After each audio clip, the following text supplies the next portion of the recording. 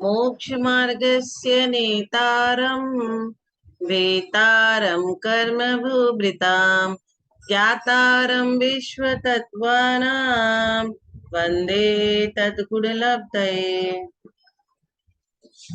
तत्वार सूत्र अध्याय नंबर 2 और सूत्र नंबर 38। औदारिक आदि तीन शरीर के प्रदेश के बारे में आज बात करेंगे कि क्या क्या प्रदेश कैसे कैसे होते हैं। प्रदेशतो संख्ये गुणम प्राप्त तेजसात्। प्रदेशतः मतलब प्रदेशों की अपेक्षा, तेजसात् प्राक तेजस शरीर से पहले पहले के शरीर। शरीर कितने पढ़े थे हमने? 5। कौन कौन से याद है आपको? औदारिक, वैक्रिक, आहारक, तेजस और कार्बन। असंख्य गुणम असंख्यात गुणे, असंख्यात गुणे। औदारिक शरीर की अपेक्षा असंख्यात गुणे प्रदेश परमाणु वैक्रिक शरीर में। औदारिक शरीर की अपेक्षा असंख्यात गुणे प्रदेश परमाणु वैक्रिक शरीर में, और वैक्रिक की अपेक्षा असंख्यात गुणे प्रदेश परमाणु आहारक शरीर में होते हैं। औदारिक से ज्यादा क्या कहा यहाँ पे? वैक्रिक में, और वैक्रिक से ज्यादा आहारक शरीर में प्रदेश परमाणु होते हैं। इसीलिए प्रदेश तो संख्य गुणम प्राक तेजसात्, इस तरह से लिखा कि औदारिक की अपेक्षा असंख्यात गुणे प्रदेश परमाणु वैक्रिक में, और वैक्रिक की अपेक्षा असंख्यात गुणे प्रदेश परमाणु आहारक शरीर में होते हैं। अब आप बोलोगे आपने तेजस और कार्बन तो छोड़ दिया, उसमें क्या है? तो इसकी चर्चा करेंगे सूत्र संख्या 39 में। अनंत गुणे परे, इसका मतलब क्या है? परे मतलब शीश, दूर, शरीर, तेजस और कार्बन। कौन सा बच्चा? तू, तेजस और कार्बन। बाकी तीन की चर्चा पर कर लिए। अनंत गुणे परमाणु वाले होते हैं, मतलब आहारक शरीर से अनंत गुणे परमाणु तेजस शरीर में, और तेजस शरीर की अपेक्षा अनंत गुणी परमाणु कार्बन शरीर में होते हैं। मतलब आगे आगे आगे की शरीर के प्रदेशों की अधिकता होने पर भी उनका सन्निवेश लोह पिंड की तरह सघन होता है, और वे बाह्य में सूक्ष्म रूप होते हैं। तेजस और कार्बन शरीर की विशेषता क्या है? अप्रतिघाते। तेजस और कार्बन शरीर प्रतिघात रहित है। ये दोनों शरीर समस्त लोगों में किसी भी, समस्त लोक में किसी भी मूर्तिक पदार्थ से न स्वयं रुकते हैं और न किसी को रोकते हैं। जैसे एग्जाम्पल लेके समझिए, आप प्रकाश को कांच से रोक सकते हैं क्या? आप कांच लगा के बैठ जाइए विंडो में, लेकिन जो सनलाइट है वो कांच को पार करके अंदर आ ही जाती है। वैसे ही तेजस और कार्बन शरीर प्रतिघात से रहित होता है, और ये दोनों शरीर समस्त लोक में किसी भी मूर्तिक पदार्थ से न स्वयं रुकते हैं और न किसी को रोकते हैं। इसीलिए तो आत्मा के संग तेजस और कार्बन हमेशा साथ साथ जाते हैं। ये अप्रतिघाती है। वैक्रिक और आहारक अपनी सीमा में अप्रतिघाती है, सर्वत्र नहीं, इसलिए उन्हें यहाँ नहीं कहते हैं। तेजस और कार्बन शरीर अच्छे से समझना है, ये हमारे साथ जाते हैं। तेजस और कार्बन शरीर की विशेषता क्या है? अनादि संबंधे च। तेजस और कार्बन शरीर का आत्मा के साथ अनादिकाल से संबंध चला आ रहा है। अनादि संबंधे च मतलब ऊपर वाला कौन सा? तेजस और कार्बन, इनका क्या है? एक दूसरे से, तेजस और कार्बन शरीर का आत्मा के संग अनादिकाल से संबंध चला आ रहा है। अब इनके स्वामी कौन है? तेजस और कार्बन के सर्वस्य। ये दोनों शरीर समस्त संसारी जीव के होते हैं। संसार जितने भी संसारी जीव हैं उनके ये दोनों शरीर होते हैं। मुक्तक शरीर के नहीं होते। मुक्तक जीव जो है वो तो मुक्ति लेके ऊर्ध्वलोक में गमन कर जाते हैं, लेकिन जो संसारी जीव है वो घूमते रहते हैं पंच परावर्तन में। क्या? घूमो। ये दोनों शरीर समस्त संसारी जीव के होते हैं। अब आप बोलोगे एक जीव के एक साथ कितने शरीर हो सकते हैं? तो तदादिनी भाज्यानी युगपदे कस्या चतुर्भ्य। इसका अर्थ क्या है? तदादिनी, तदादिनी माने उन तेजस और कार्बन शरीर को आदि लेकर युगपद एक साथ एकस्य एक जीव के आ चतुर्भ्य मतलब चार, चतुर्भ्य माने चार शरीर को भाज्यानी विभक्त करना। भाज्यानी मीन्स डिवाइड, पढ़ा है ना आपने? प्लस माइनस डिवाइड मल्टीप्लाई सब पढ़ा है, बहुत मस्त भी पढ़ा है। तो यहाँ उन चारों चार शरीर को भाज्यानी विभक्त करना चाहिए। दो शरीर हो, अगर किसी में दो ही शरीर हो तो कौन कौन सा होगा? अब आप बताइए, औदारिक होगा कि वैक्रिक होगा, आरक होगा, तेजस होगा, कार्बन होगा, कौन सा दो होगा? तो इसका उत्तर यह है कि तेजस और कार्बन होगा अगर दो शरीर है, क्योंकि कोई इंसान ऊपर पधार गया, अब उसका शरीर ही नहीं है, तो उसकी आत्मा की संग लग करके कौन से शरीर चले गए? तेजस और कार्बन। तीन शरीर अगर होगा किसी के पास तो कैसा होगा? हमारे पास जैसी है, तेजस है, कार्बन है और औदारिक शरीर है। तो हमारे पास तेजस, कार्बन और औदारिक हो सकते हैं, और देवताओं के पास क्या हो सकते हैं? तेजस, कार्बन और वैक्रिक। और चार शरीर हो तो तेजस, कार्बन, औदारिक और आहारक, ऐसे चार शरीर हो सकते हैं। तो मैक्सिमम चार, मिनिमम दो। ज्ञान में क्या पढ़े थे? मैक्सिमम चार, मिनिमम एक। केवल ज्ञान अकेला, और बाकी के चार ज्ञान किसी में एक होता है, किसी में दो, किसी में तीन, किसी में चार, किसी में पांच। वैसे ही यहाँ पे हम पढ़ रहे हैं शरीर का।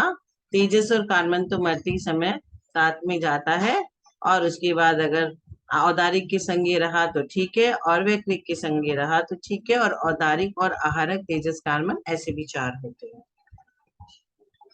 कार्बन शरीर की विशेषता क्या है? निरुपभोग मंतयम। अंतयम मतलब अंत का कार्बन शरीर। निरुपभोग उपभोग रहित होता है। इंद्रियों के द्वारा शब्दादि के ग्रहण करने को उपभोग कहते हैं। वह उपभोग विक्रय गति में नहीं होता। विक्रय गति में उपभोग नहीं होता, इसीलिए निरुपभोग मंतयम मतलब उपभोग रहित होता है। अब हम औदारिक शरीर के लक्षण की तरफ मूव करते हैं। गर्भ समुच्छनम, गर्भ समुच्छन जमाध्यम मतलब गर्भ और समुच्छन जन्म से उत्पन्न हुआ शरीर पहला औदारिक शरीर होता है। क्या तो गर्भज से होगा और नहीं तो समुच्छन से होगा। गर्भज और समुच्छन जीव अर्थात कौन कौन से जीव का गर्भज और समुच्छन जन्म होता है?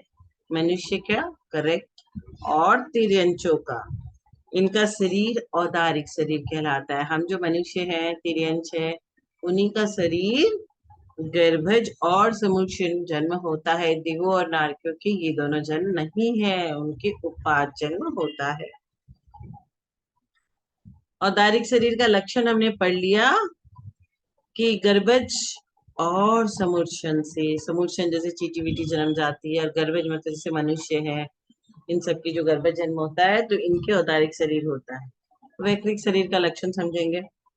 औपादिकम वैक्रियकम, इसका मतलब उपार्जन से होने वाला देव और नारकियों का शरीर। वैक्रियकम मतलब वैक्रिक कहलाता है। तो क्या बोल दिया उमा स्वामी ने? औपादिकम, उपार्जन से होने वाले वैक्रियकम, उनका शरीर वैक्रियक होता है। वैक्रिक शरीर कैसा? कहीं से भी निकल जाते हैं, कितना भी छोटा बना लेते हैं, अति सूक्ष्म बना लेते हैं, अति लार्ज, जैसे जैसे उनको जो बनाना है, जो बनना है। स्वर्ग में भी होता है, क्या होता है, एक देव दूसरे देव के ऊपर शासन करता है, उसे बोलता है चल तुम हाथी बन जा, चल अब तू मेरा सवारी बन जा, घोड़ा बन जा, और उसको देव को बना। छोटे वाले देव को बड़े वाले देव का इंस्ट्रक्शन मानना पड़ता है, जैसे यहाँ पे मानना पड़ता है वैसे ही। तो वो उनका सवारी बन जाते हैं। वैक्रिक की विशेष उत्पत्ति क्या है? लब्धि प्रत्ययम च, मतलब वैक्रिक शरीर लब्धि निमित्तक भी होता है। लब्धि किसी कहते हैं? अब आप बोलोगे नया नया शब्द कहाँ से आ गया? तो विशेष तपस्या करने से जो रिद्धि प्राप्त होती है उसे ही लब्धि कहते हैं।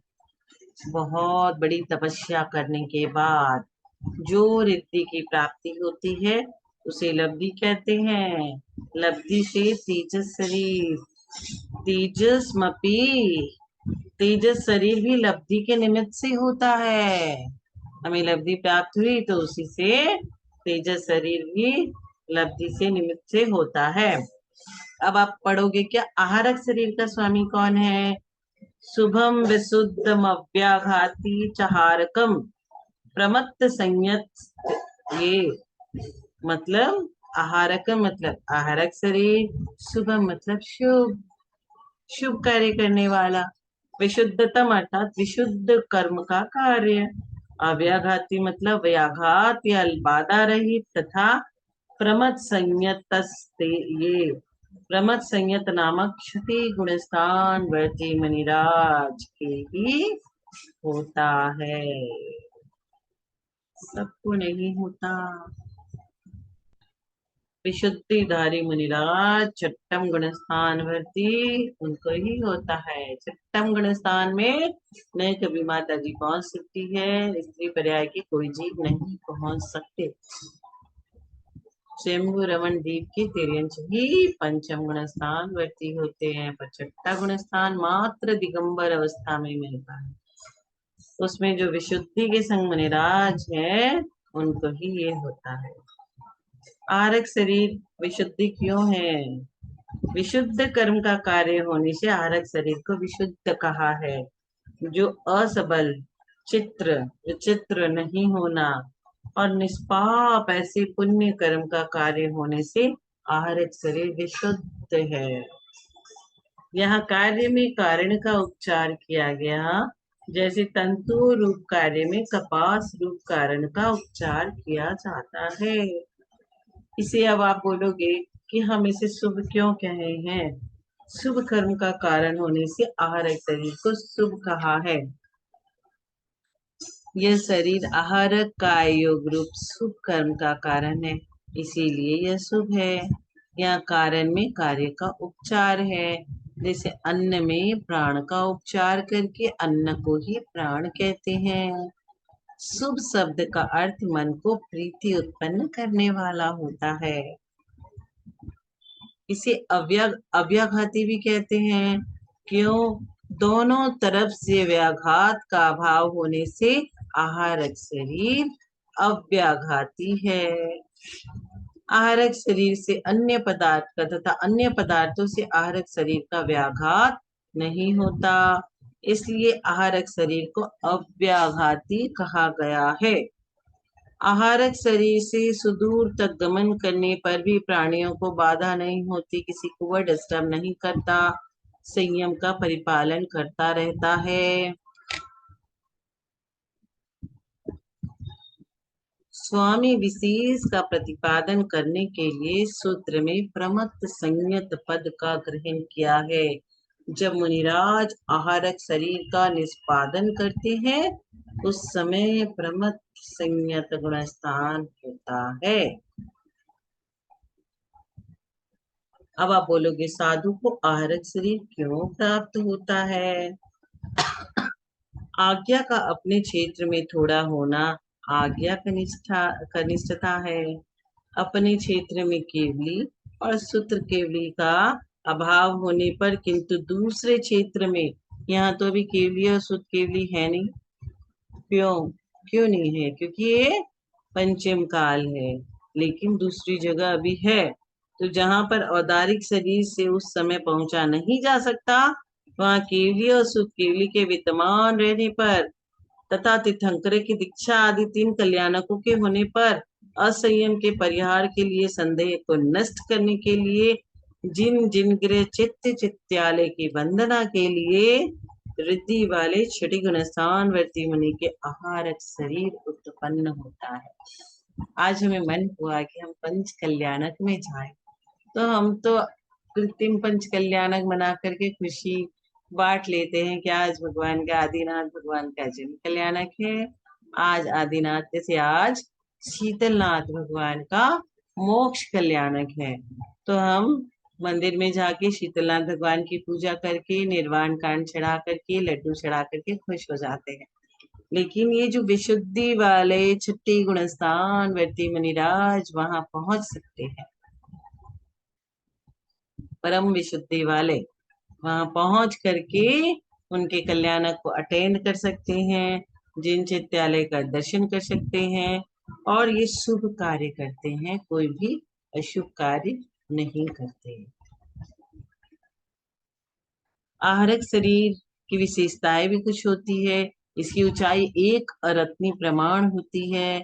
इसका रंग चंद्रकांत मणि समफल धवल, मतलब निर्मल स्फटिक के रंग का, या हंस के समान धवल, हंस बहुत सुंदर गोरा गोरा होता है, उसी के समान रंग होता है। संस्थान सर्वांग सुंदर सम चतुरस संस्थान, सम चतुरस संस्थान मतलब जहाँ पे जिस बॉडी के जिस पार्ट को होना चाहिए वही होगा।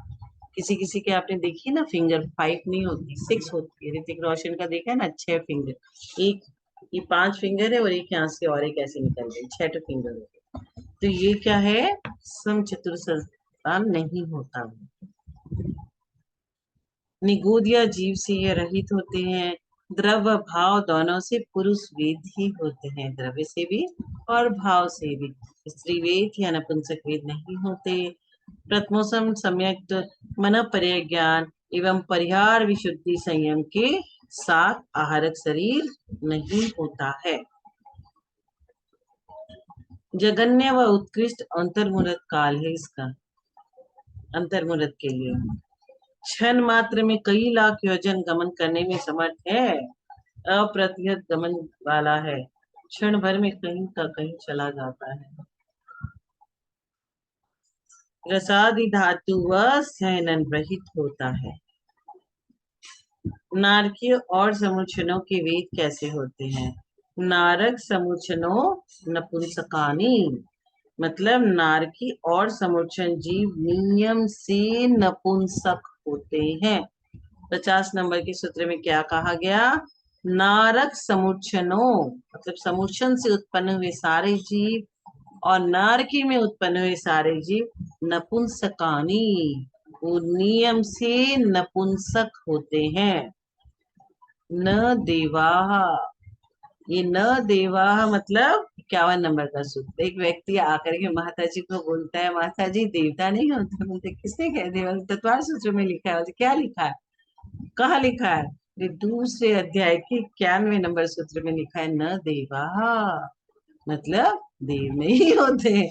तो माता जी ने कहा कि इसका ऊपर का शब्द क्या है, नीचे का शब्द क्या है, ऊपर का श्लोक, नीचे का श्लोक, वो सब पढ़ो फिर अर्थ निकालो। तो कभी भी छोटा सा वर्ड, छोटी सी लाइन लेकर के हम मिस्टेक कर बैठते हैं।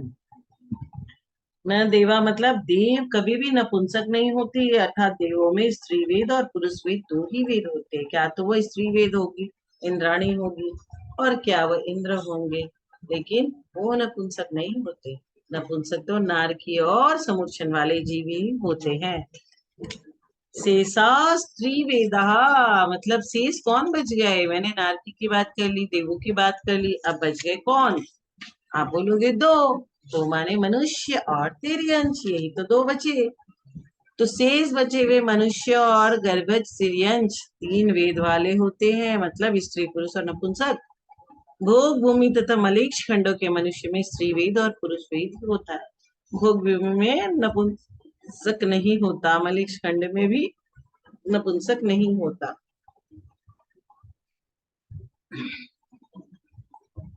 53 नंबर का सूत्र, औपाधिक चरमोत्तम देहा संख्ये वर्षायुषो न वर्त्या युष। औपाधिक मतलब उत्पाद जन्म वाले देव और नारकी। चरमोत्तम देहा अन्य अंत के उत्तम देहधारी तीर्थंकर। तद्भव मोक्षगामी असंख्य वर्षायुष। असंख्यात वर्ष की आयु वाले भोग भूमि के जीव। भोग भूमि की आयु बहुत लंबी होती है। अनपवर्त्यायुष अनपवर्ती आयु वाले होते हैं, अर्थात इनका अकाल मरण नहीं होता। आपका हमारा किसी का कभी भी अकाल मरण संभव है, पर इनका कभी अकाल मरण नहीं होता। अकाल मरण कैसे? जैसे कागज, पायल आदि उपायों के द्वारा आम्र आदि फल निश्चित परिपाक काल के पहले ही पका दिए जाते हैं। कागज, पयाल आदि उपायों के द्वारा इंजेक्शन दे दे के हम क्या करते हैं, ऑरेंज को उसकी सीजन के पहले ही पका करके यूज कर लेते हैं। उसी प्रकार मरण काल के पूर्व ही किसी कारण से आयु की उदीर्णा होकर अकाल मरण हो जाता है। आयु की उदीर्णा हो गई और मरने वाला था 90 साल में, लेकिन 80 में ही मर गया, 60 में ही मर गया, 40 में ही मर गया। कर्म भूमि के मनुष्य और तिर्यंचों की उच्चमान आयु की उदीर्णा कैसे कैसे होती है? आपने जहर खा लिया, मर गए, अकाल मृत्यु हो गई। भयंकर रोग जैसे कोविड हुआ था अभी 2 साल पहले, शस्त्र प्रहार, इतना सब प्रहार हो गया, ये सब निमित्तों से जो मौत होती है वो अकाल मरण है। उदीर्णा होने से शेष आयु की स्थिति शीघ्र पूर्ण होकर आयु कर्म के निषेक अंतर मुहूर्त में ही खिर जाने से अकाल में ही मरण हो जाता है। लेकिन ये जितने चरम शरीरी है, तीर्थंकर है, इनकी कभी भी ये दशा नहीं होती।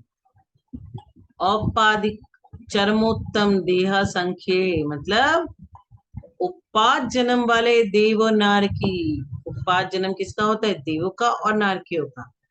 चरमोत्तम देहा अंत के उत्तम देहधारी तीर्थंकर तद भव मोक्षगामी जीव, उनका कभी भी अकाल मरण नहीं होता। असंख्य वर्षायुष असंख्यात वर्षों की आयु वाले। आपकी आयु कितनी है? 80 साल? उससे ऊपर कोई जाता है? अच्छा, 3 डिजिट से तो ऊपर कोई नहीं जाता। 100। लेकिन यहाँ असंख्यात मतलब संख्या में काउंटेबल नहीं है। आपकी आयु काउंटेबल है। 100, 101, 102, 103, 104, 5, 6, 7, 8, 9, 10, उससे ज्यादा नहीं। लेकिन जो असंख्यात है, संख्या इज नॉट काउंटेबल। भोग भूमि के जीव, इनका कभी भी अकाल मरण नहीं होता। चरम देव वाले जीव, भोग भूमि के जीव, देव, नारकी, तीर्थंकर, तदभव मोक्षगामी जीव, कभी अकाल मरण नहीं होता।